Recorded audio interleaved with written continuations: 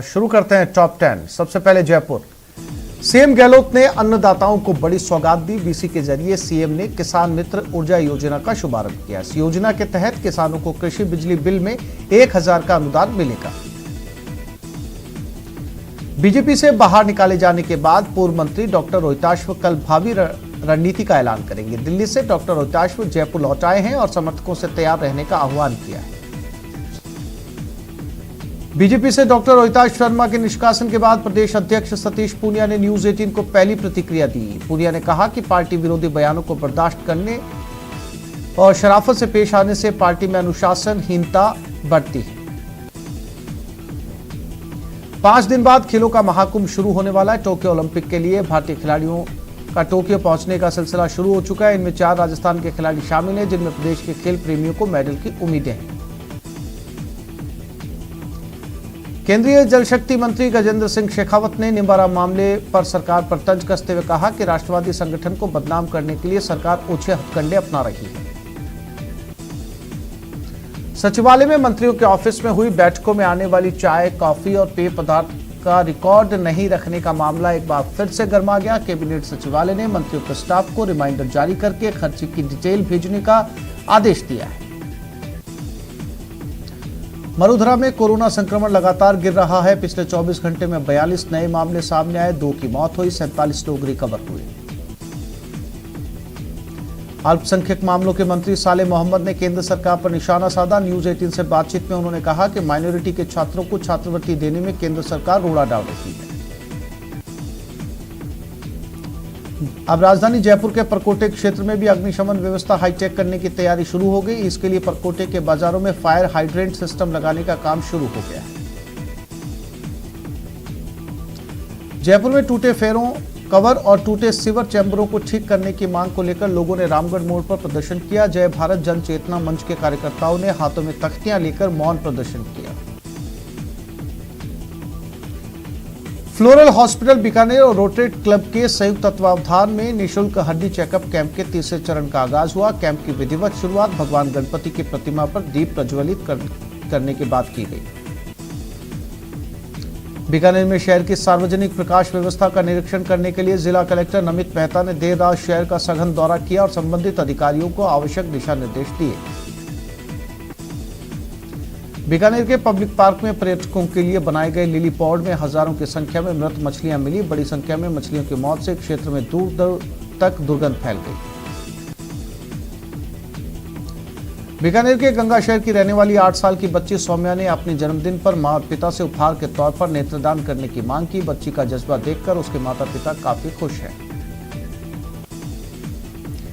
बीकानेर में ईद उल अजहा का पर्व नजदीक आने के साथ ही शहर में बकरा मंडियों में बकरों की खरीद फरोख्त का दौर शुरू हो गया। मुस्लिम समुदाय के लोग अपनी पसंद के अनुसार बकरों को खरीद रहे हैं।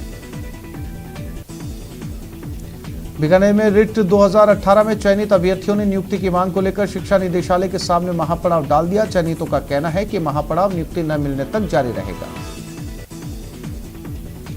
बीकानेर के डूंगरगढ़ थाने पर महिलाओं और बच्चियों के साथ हो रहे अपराध को रोकने के लिए सुरक्षा सखी नामक कार्यक्रम की शुरुआत की गई। पुलिस वालों ने महिलाओं को कानून के प्रति जागरूक किया। उच्च शिक्षा मंत्री भंवर सिंह भाटी बीकानेर दौरे पर हैं। भाटी लगातार अपने विधानसभा क्षेत्र के गांवों का निरीक्षण कर रहे हैं। न्यूज 18 से खास बातचीत में भाटी ने बताया कि फाइनल ईयर की परीक्षा 30 अगस्त तक करवा ली जाएगी। बीकानेर के खाजूवाला थाना क्षेत्र में किसानों के खेतों से बैटरी चोरी करने के आरोप में एक युवक को पकड़ा गया। ग्रामीणों के द्वारा युवक को मौके से पकड़कर पुलिस के हवाले किया गया। बीकानेर के डूंगरगढ़ में राष्ट्रीय मानवाधिकार आरटीआई जागरूकता संगठन की ओर से रक्तदान शिविर का आयोजन किया गया। शिविर में बड़ी संख्या में युवाओं ने रक्तदान किया। कोटा मैंगर के बाहर खड़े एक मैजिक टेम्पो का अज्ञात बदमाशों ने शीशे तोड़ने की वारदात को अंजाम दिया और फरार हो गए। पीड़ित ओंकार सिंह ने नयापुरा थाना पुलिस को शिकायत दी। कोटा में हैंगिंग ब्रिज टोल नाके पर एक हादसे का वीडियो सामने आया, जिसमें एक ट्रोला अनियंत्रित होकर पलट गया। भारी भरकम ट्रॉली के पलटने से मौके पर हड़कंप मच गया। कोटा के रंगबाड़ी में एक आश्रय स्थल में निराश्रित बच्चों के साथ मारपीट का मामला सामने आया। बाल कल्याण समिति के अध्यक्ष कनीज फातिमा की रिपोर्ट पर आश्रय स्थल की संचालिका के खिलाफ पुलिस ने मारपीट करने का मामला दर्ज कर लिया है। कोटा के रामगंज मंडी कस्बे में 3 दिन पहले हुई एक व्यक्ति की हत्या करने के मामले में दूसरे आरोपी को भी पुलिस ने गिरफ्तार कर लिया है। कोटा के अयाना थाना क्षेत्र में एक जीप ट्रेन में संतुलन बिगड़ने से गिर गई। गनीमत यह रही कि कोई जनहानि नहीं हुई। हादसे की सूचना मिलते ही आसपास के लोग भी मौके पर पहुंच गए और जेसीबी की मदद से जीप को बाहर निकाला। यूडीएच मंत्री शांति धारीवाल आज कोटा दौरे पर हैं। धारीवाल कुन्हाड़ी के जैन मंदिर पहुंचे। मंदिर परिसर में चल रहे कामों को उन्होंने मंदिर समिति के सदस्यों के साथ देखा। कोटा में कई दिनों बाद मानसून मेहरबान हुआ। आज सुबह से कोटा शहर सहित ग्रामीण इलाके में झमाझम बारिश का दौर शुरू है। कई घंटे की बरसात से तापमान में गिरावट होने से लोगों को गर्मी से राहत मिली।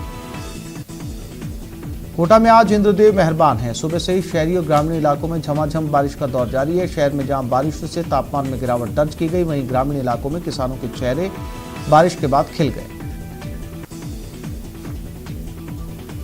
कोटा एसीबी के चंगुल में फंसे गिरफ्तार किए गए आईआरएस अफसर शशांक यादव को आज एसीबी कोर्ट के जज के आवास पर पेश किया गया। जज ने आरोपी आईआरएस को डॉक्टर शशांक यादव को 4 दिन के रिमांड पर भेज दिया है। रिमांड के दौरान एसीबी आरोपी आईआरएस से कड़ाई से पूछताछ की जाएगी और इस दौरान कई चौंकाने वाले खुलासे भी हो सकते हैं। आपको बता दें कि कोटा एसीबी ने कल डॉक्टर यादव के पास से एक मिठाई के डिब्बे में 16,32,000 रुपए बरामद किए थे। भरतपुर जिले के बयाना के बंद बारिठा बांध में युवती का तैरता हुआ शव मिलने से इलाके में हड़कंप मच गया। सूचना के बाद मौके पर पहुंची पुलिस ने शव को बाहर निकाला और पोस्टमार्टम के लिए भेजा। भरतपुर जिले के बयाना में सुभाष चौक इलाके में सूने पड़े मकान में चोरों ने हाथ साफ कर लाखों रुपए का माल पार कर लिया। सूचना के बाद पुलिस मामले की जांच में जुट गई। भरतपुर जिले के नगला ईश्वरी सिंह गांव में एक पागल कुत्ते का आतंक देखने को मिला, जिसने कई लोगों को अपनी चपेट में लिया और कई दर्जन पशुओं को भी घायल कर दिया। भरतपुर में कल शाम से हो रही बारिश का दौर जारी है। शहर के साथ साथ आसपास के इलाकों में भी बारिश हुई। बारिश के बाद शहर में जल जमाव के हालात पैदा हो गए। बारिश इतनी तेज थी कि शहर के सभी नाले उफान पर आ गए और पानी सड़कों पर जमा हो गया। काफी समय तक लोगों को आने जाने में परेशानी हुई। भरतपुर शहर में लोगों को जलदाय विभाग की लापरवाही के चलते अब टैंकरों से पानी मंगवाना पड़ रहा है। लोग सुबह से ही पानी की किल्लत को देखते टैंकरों के आने की बाट जोड़ रहे हैं। भरतपुर जिले के बयाना भुसावर स्टेट मेगा हाईवे 45 पर देर रात गांव जगजीवनपुर के पास अनियंत्रित होकर एक क्रेटा गाड़ी पेड़ से टकरा गई, जिसमें 2 लोगों की मौके पर ही मौत हो गई और 4 घायल हैं। भरतपुर जिले के गढ़ी बाजना थाना क्षेत्र में तरसुमा गांव के सिद्ध मंदिर के पास एक बाइक और ट्रेलर के आमने सामने भिड़ंत में बाइक पर सवार 2 युवकों की मौत हो गई। जोधपुर में 2 लाख रुपए लेकर 2 बच्चों की मां से विवाह करने वाले व्यक्ति ने ठगी का आरोप लगाते हुए दुल्हन को लुटेरी दुल्हन करार दिया। परिवादी ने अब दुल्हन से अपने 2 लाख रुपए की मांग की, जिसे लेकर कोर्ट में मामला दर्ज हुआ है। मरुधरा एक बार फिर शर्मसार हुआ। जोधपुर के आसोप क्षेत्र में एक नाबालिग से सामूहिक दुष्कर्म का मामला सामने आया। युवती ने थाने में तहरीर देकर बताया कि 16 जुलाई को 2 लोगों ने उसके साथ बलात्कार किया। इतना ही नहीं, युवकों ने उसके साथ मारपीट भी की। जोधपुर में हनी ट्रैप का नया मामला सामने आया। जयपुर में कार्यरत सेना के एक जवान ने लोहावट थाने में इसको लेकर केस दर्ज करवाया। जवान को नशीली चीज खिलाकर उसके साथ मारपीट की गई और उसका वीडियो बनाया गया। जोधपुर के लोहावट थाना क्षेत्र में एक महिला अपने खेत में कीटनाशक दवा का छिड़काव कर रही थी। इस दौरान जहर का असर उस पर भी होने लगा और उसकी मौत हो गई। पुलिस ने मृतका के भाई की सूचना पर जांच शुरू कर दी है। जोधपुर के देचू थाना क्षेत्र में खेती का काम करते समय करंट लगने से मौत हो गई। पुलिस ने मृतक के भाई की सूचना पर मांग दर्ज कर जांच शुरू कर दी है। जोधपुर के श्री शुगालेश्वर महादेव मंदिर प्रांगण में पूर्ण विधि विधान से अभयदाता हनुमान जी की मूर्ति की प्राण प्रतिष्ठा कोविड की गाइडलाइन के अनुसार की गई। जोधपुर बीजेपी में अंदर ही अंदर खेमेबाजी चल रही है। जहां एक और प्रदेश नेतृत्व ने पूर्व मंत्री विकास कुमार को निलंबित कर दिया, वहीं इधर जोधपुर में भी एक अलग तरह की खेमेबाजी पोस्टर के जरिए सामने आई। जोधपुर की लाइफ कोच, योग गुरु और वेलनेस विशेषज्ञ रेखा धनकानी को मिले ऑनरेरी डॉक्टर की उपाधि प्रदान किए जाने के बाद एयरपोर्ट पर जोधपुर के समाज सेवियों ने उनका स्वागत किया। जोधपुर के ओसिया उपखंड क्षेत्र में खाबड़ा खुद से कुम्हारों व सुथारों की ढाणी विष्णुनगर को जोड़ने के लिए बन रही डामर सड़क का कार्य शुरू करने के बाद ठेकेदारों ने निर्माण अधूरा छोड़ दिया। अजमेर पुलिस ने एक बड़ी कामयाबी हासिल करते हुए डकैती और लूट की वारदात करने वाले अंतर्राज्यीय गैंग के 5 सदस्यों को गिरफ्तार किया। इनमें से 5,000 रुपए का एक इनामी बदमाश भी शामिल है।